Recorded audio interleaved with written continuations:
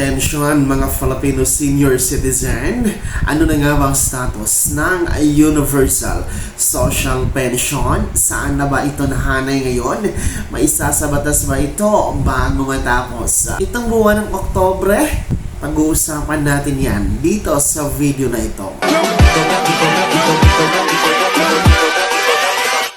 Hold up.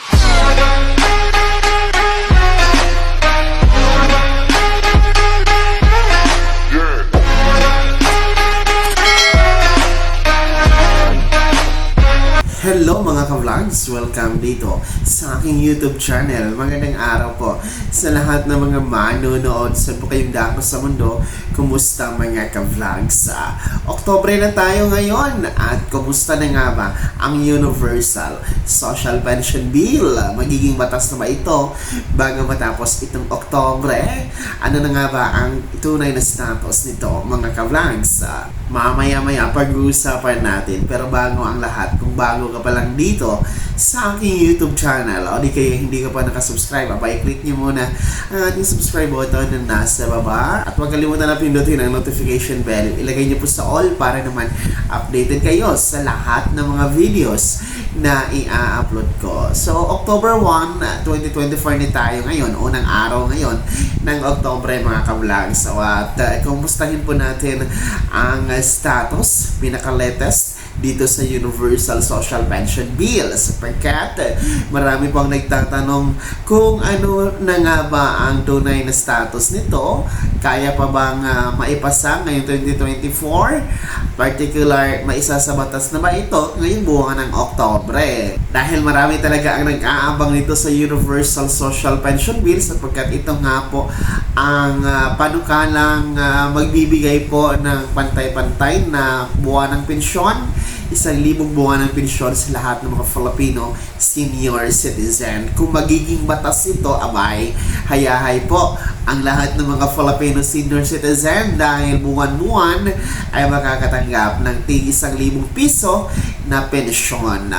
Kung ano man ang status ng iyong buhay, mayaman o mahirap, indigent or hindi, may kaya o wala, may source of income or wala, may nag-aabot na kapamilya or wala, abay, lahat po, wala nang pipiliin, makakasama na sa Universal Social Pension mga ka-vlog. So, ganoon po kaganda itong panukalang ito, ganoon siya kahalaga na magiging batas talaga. Importante ito sa bawat Filipino senior citizen sapagkat ang kasalukuyan pong pensyon, no, under po ng DSWD is yung social pension. Para lang kasi yun sa indigent, para lang po kasi yun sa mga mahihirap, no, yung mga may kapansanan, may karamdaman, walang pambili ng gamot, walang source of income, walang nag-aabot na miyembro ng pamilya, no, walang nagbibigay ng sustento. So, considered as indigent senior citizen,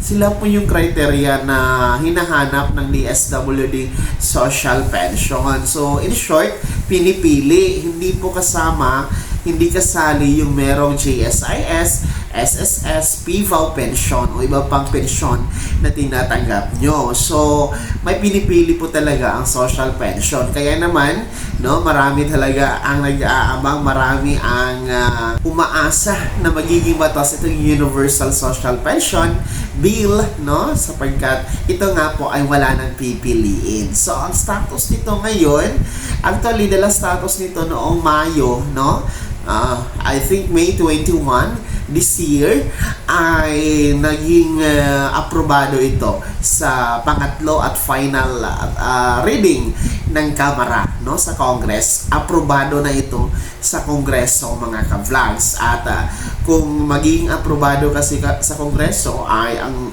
susunod po na halay na tatahakin ito ay sa Senado, no, kasi part of legislative yan para kung magiging aprobado din po sa Senado ay saka po yan siya makakarating sa presidente ng Pilipinas at kung hindi niya i-veto ay magiging batas ito sa pamamagitan ng pagpirma niya. So sa ngayon, wala pa po ito sa Senado, hindi pa ito na pag-uusapan, no? Kahit aprobado na po kasi ito sa Kamara, hindi pa po siya gumagalaw ngayon sa Senado, mga ka-vlogs, dahil alam naman natin, no, sa mga hindi nakakaalam, ngayon Oktubre 1 ay simula ng filing ng kandidatura, no, para sa national and local election, from senators to mayors, no, from national to local, mga ka-vlogs, ay filing ngayon ng candidacy, no, sa COMELEC. So parang busy talaga ngayon ang mga senador, no, mga politicians natin. So after kasi ng filing of candidacy ay magkakaroon na po ng campaign period. So sa campaign period talagang busy na po ang ating mga politiko, particular ang ating mga senators, dahil ang laki ng Pilipinas, dapat nila yung iukutin para mangampanya. And after nun ay meron tayong national election on May 2024. So in short, no, talagang medyo mahihirapan, sa tingin ko medyo mahihirapan na madidiscuss ito, mapapriority sa Senado sa ngayon, no? Though ang sabi naman kasi ng senior citizen representative ay hinihingi nila itong pamasko mula sa mga senador, no? Sa pamamagitan ng pag-aproba ng batas na ito. Pero sa tingin ko, personally, parang mahihirapan itong Universal Social Pension Bill na ma-priority ito sa Senado. Sa dami naman ng priority ngayon ng Senado, ang busy-busy nila sa mga hearings, no? So malabo, no? Malabo para sa akin na magiging batas ito bago matapos itong buwan ng Oktubre, kahit pa naman ngayong taon na 2024, medyo malabo na magiging batas ito. Well, tingnan na lang natin kung ipa-priority. Kasi kung ako ang tatanungin, kung ako ang senador, abay, ito ang perfect time na pag-usapan ito, no?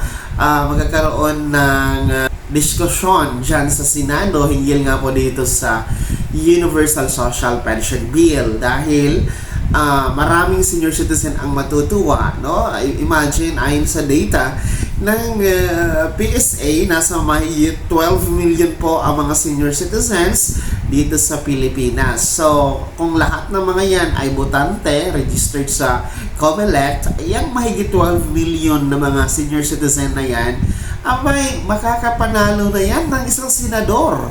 Di ba po?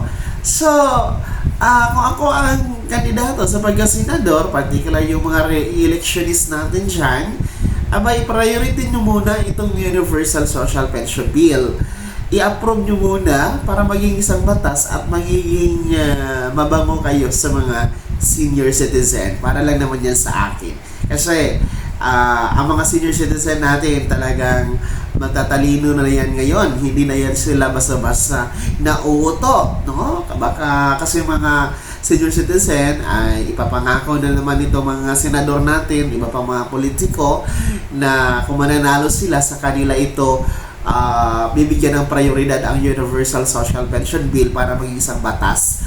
Wag na, ngayon na ang perfect time. Ngayon na aprobahan, ngayon na gawing priority habang parating pa lang ang campaign period para magiging ticket ito sa pagkapanalo ng ating mga senador. Di ba po? Agree ba kayo? Kaya naman, mga senior citizen dyan na nanonood sa video na to, agree ba kayo na dapat ngayon pa lang, habang filing of candidacy pa, wala pang campaign period at wala pang national election, agree ba kayo na gawing priority ito ng Senado para madiskusyon sa kanilang hanay, madibatihan, magkaroon ng hearing, no, regarding Universal Social Pension Bill para aprobahan nila at magiging isang ganap na batas bago ang national and local election.